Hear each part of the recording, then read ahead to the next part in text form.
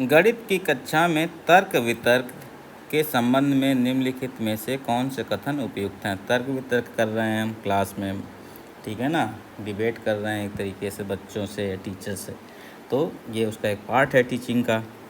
तो इसमें से हमें उपयुक्त बताना है। तो पहला ऑप्शन है, इसे तर्क की एक पंक्ति के रूप में समझा जा सकता है जो यह दिखाने या समझाने का इरादा रखता है कि गणितीय परिणाम सत्य क्यों हैं। तो तर्क वितर्क से हम बिल्कुल जान सकते हैं कि गणितीय परिणाम सत्य क्यों हैं, ये क्यों नहीं है, क्यों गलत है, क्यों सही है। हम डिबेट करेंगे तो ये एक उसका तरीका है। तो ऑप्शन ए सही हो जाएगा।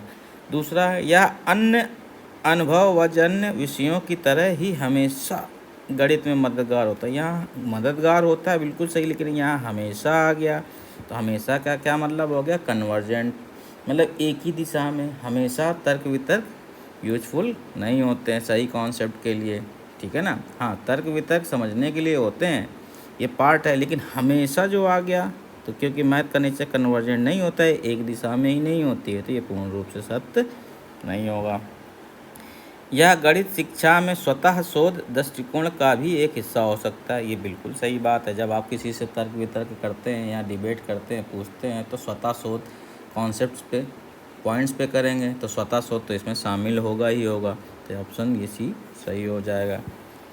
ऑप्शन डी है, प्रारंभिक कक्षा के विद्यार्थियों के लिए यह कम उपयोगी है। उपयोगी है, लेकिन यहाँ बोला कम उपयोगी है क्योंकि इसका मूल्यांकन कठिन होगा, ठीक है।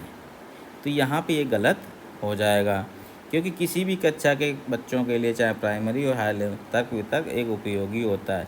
अब इसको बहुत ज़्यादा बहुत कम हम ऐसा कुछ नहीं कर सकते। तो यहाँ जैसे हमेशा बोल दिया है, कम कर दिया, तो उपयोगी है, सफिशिएंट था, लेकिन कम है, ज़्यादा ये नहीं कह सकते। तो यहाँ पे पूर्ण रूप से सत्य नहीं होगा। तो सही विकल्प का चयन कीजिए। तो आंसर कौन कौन सा हो जाएगा, ए और सी। तो यानी कि ऑप्शन 1 ए और सी सही हो जाएगा।